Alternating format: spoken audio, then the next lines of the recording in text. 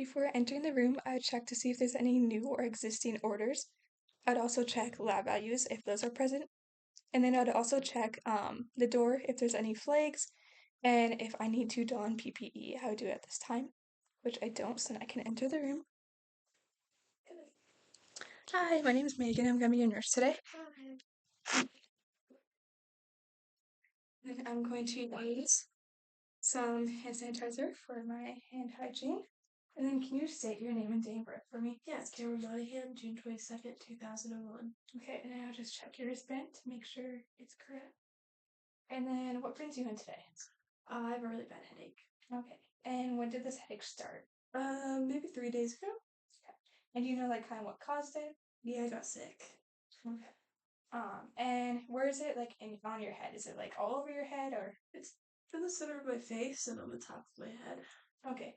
And what's this pain feel like? Is it like a throbbing pain or? It's like a throbbing pressure pain. Okay.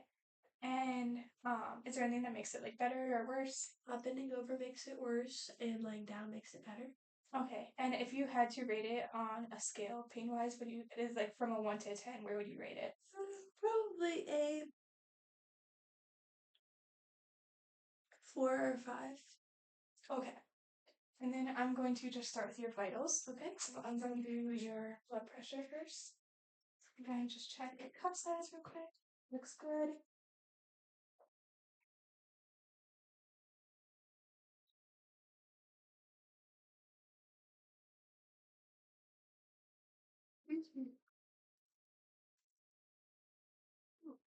Does that feel alright? Yeah, it feels good. Okay. Okay, and I'm just going to start by finding your brachial pulse. Okay, and then I'm going to pump it up just to find systolic.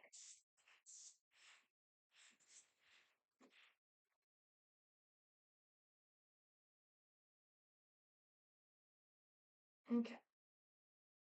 I stopped feeling that at about 114, so I'm going to pump it up 30 above that, so it's going to feel tighter.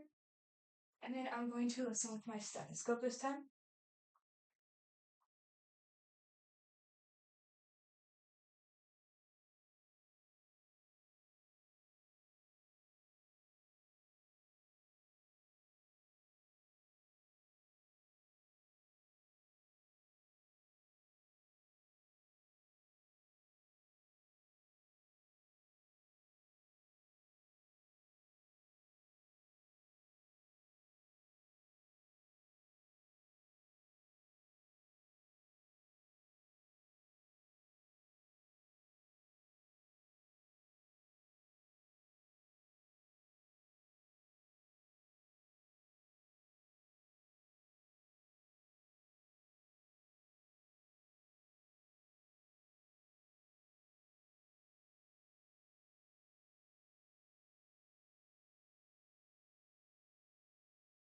I got that at about 116 over 80, Okay. which is good.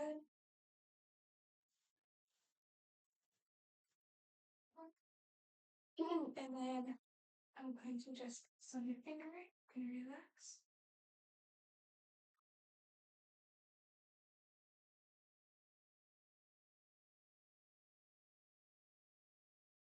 Okay, and it shows your oxygen is at a 98 and your pulse is at a 80. I'm going to check that manually just to double check. Okay. And I'm going to do that with an apical pulse, which is on your chest. My stethoscope again, and I would usually do this under clothes, but for the video, for privacy reasons, I'm going to do it over the clothes.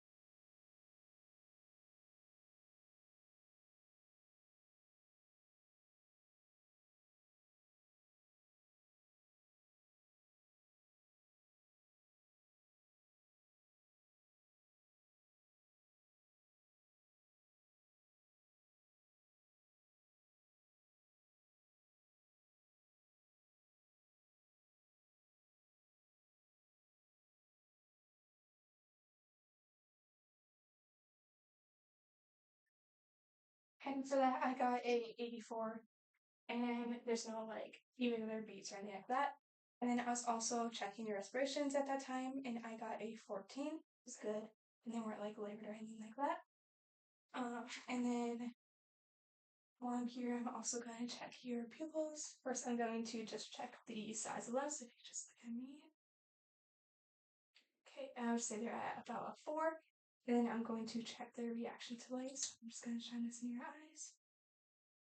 Okay, and they're both constricting direct and consensually, which is good. And then for overall appearance, body, you're relaxed, you're not tense or anything like that, you're sitting upright. Same with your facial expressions, they're relaxed, there's no drooping or anything like that. Hearing, um, I'm not having to like speak up, you're not having to read my lips, which is good. And then speech, you're able to hold a conversation, there's no like slurring of your speech, anything like that. And then I'm also going to just take your temperature real quick, with a temporal thermometer.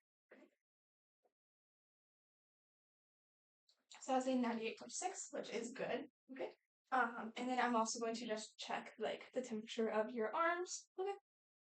And they're both warm equally. And then you can just also check your strength. Oh, yeah. So can you squeeze my hands? Okay, and then can you put your hands up like this? Okay, can you push? Awesome. And then can you pull? Okay. And so your arms are both warm equally. Strength seems good in them. I'm gonna also check your capillary refill over here. Just make sure it's less than 3 seconds, which it is. And then I'm also going to check your radial pulses. Okay, yes, and I would say that they're equal to plus, which is normal. And I'm also just looking at your skin on your arms. There's no like lesions, anything like that. They're dry to touch, not overly moist or too dry. Okay.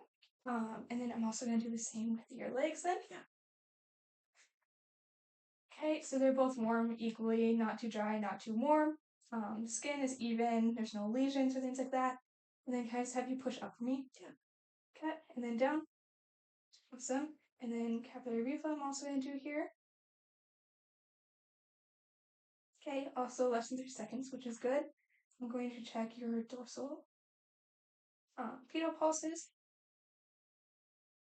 which are 2+, and then posterior tibial pulses. And those are also 2+. And then I'm also going to just check for edema on here. And there's no edema present, so that's good. And then just overall hygiene. There's no like body odors or things like that that I'm worried about. Respiration seem fine, relaxed. And then I'm going to move on to your cardiovascular system. Okay. So I'm if she had like an IV or anything like that, I would check to make sure it's the right fluid, and then the rate's going good, and if that's all good. And then if she had anything for like a DVT, like a leg pump or a foot pump or potato hose, I would check that also to make sure they're on correctly and they're working right. And then I'm going to just auscultate for your heart sounds. Okay. So I'm going to do that on your chest, over top of your clothes. I would usually do it under your clothes.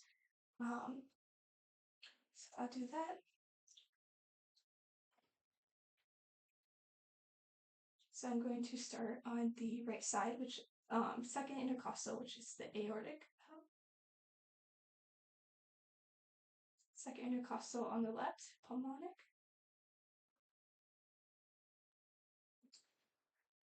Third intercostal, left, herbs. Fourth intercostal, which is the tricuspid. And then fifth intercostal, midclavicular line is mitral. Okay, and then I do the same with the bell of my stethoscope. Aortic, pulmonic, herbs, tricuspid, and mitral. So with that, heart sounds were I heard them good. There's no extra beats or murmurs or things like that. And I heard S1 best at the apex of your heart, which is the bottom of your heart, and S2 best at the base of your heart, which is the top. Okay. And like I say, there's no things for DVT, there's no IVs I have to check, things like that. And then and there's no edema, I check that. And then I'm going to move on to your respiratory system. Okay. So, have you been experiencing like a cough? No. No cough. If she did have a cough, I would check if there's any mucus, and if so, like the color characteristics of it and how much there is. And then, have you been experiencing like shortness of breath? No. No. Okay. If she was experiencing shortness of breath, I would instruct her on how to take some deep breaths. And then, if there was a spirometer ordered, I'd also teach her how to use that, which there wasn't. And once again, I would also issue an oxygen mask or a cannula or anything like that. I would check the fitting of that to make sure it's fitting right, and the rate of it to make sure it's at the correct rate. So I'm just gonna listen to your respiratory sounds. I'm gonna listen to 6 areas on your front, 1 on each side, and 6 to 8 on your back. Okay. And during this time, you can just take deep breaths in through your mouth. Okay.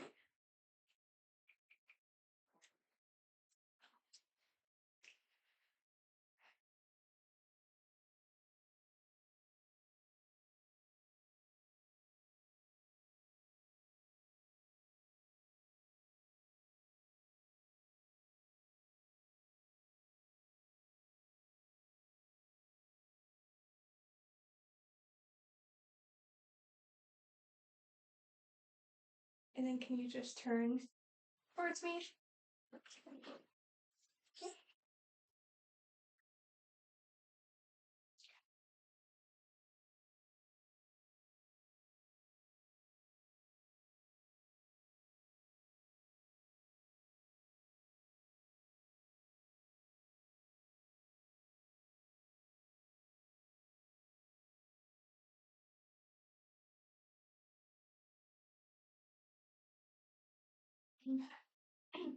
So first sounds are present in all areas I checked. There's no extra sounds like crackles or wheezes I'm concerned about. And yeah, respirations are labored. And I would also, throughout this exam, she's alert, she's answering me, she's responding to me. But if she was in a coma, I would also use the Glasgow Coma Scale to check like her reactions and alertness. And then I'm also gonna just check her orientation to time, person, place. So do you remember my name? That's Meagan. Okay. And where are we right now? We are in the University of Mary. Okay. And what day is it? It's July 12th, 2024. Okay. So she is alert. She is oriented to time, person, place. She's able to answer me. So with that, I am going to move on to abdomen. Okay. Have you been having any like nausea, vomiting, anything like that? No. Okay. And any like changes to your diet or anything like that? No, nothing bothering you? Okay, so if I can just have you lay down for me.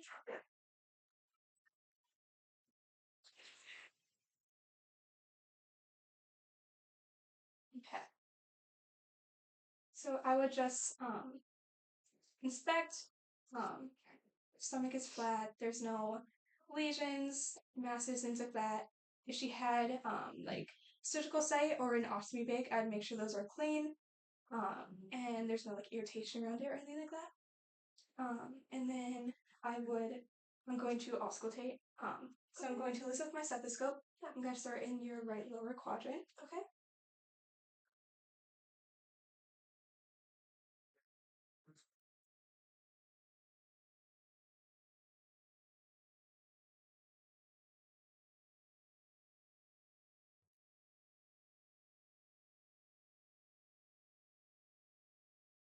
Okay.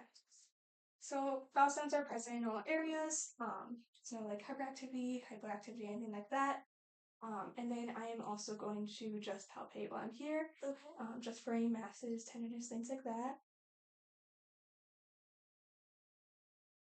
Is there any tenderness at all? No. Okay. And there's no masses, things like that, rigidity. So that's good. And then I'm going to move on. Oh, and then how often would you say that you have a bowel movement? Maybe every 2 days. Every 2 days? Okay. And if I gave you the scale, if I can put this down for you. Thank you. If I gave you the scale, how would you rate? Type 3. Type 3. Okay, so sausage with cracks on the surface. And what would you say the color of it is? Brown. Brown. I just had the last Okay. And yeah, when was your last one? Yeah, I just had the last one. Yesterday. Yesterday. Okay, and there's no like pain, constipation, anything like that? Nope, not at all. Okay. And then with that, how often would you say that you go to the bathroom for like to urinate? Maybe like 4 or 5 times a day. 4 or 5 times a day? Yeah. And what would you say that the color is? Is it like cloudy or clear? It's yellow and clear. Yellow and clear. And there's no like pain or anything like that? No, not at all. No odor? Nope, no odor. Okay. Everything's normal there. And if it's ordered, I would perform a bladder scan at this time to check for like bladder retention, things like that, urine retention. So that's good. And then I'm going to. So how has your activity been? Have you been able to get around good? Yeah. No, need any assistance with anything? No.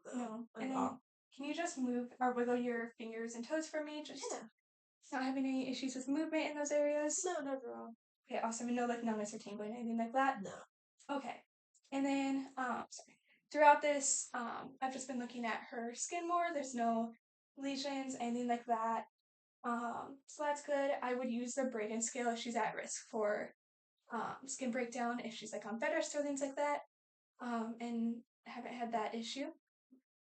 And then I would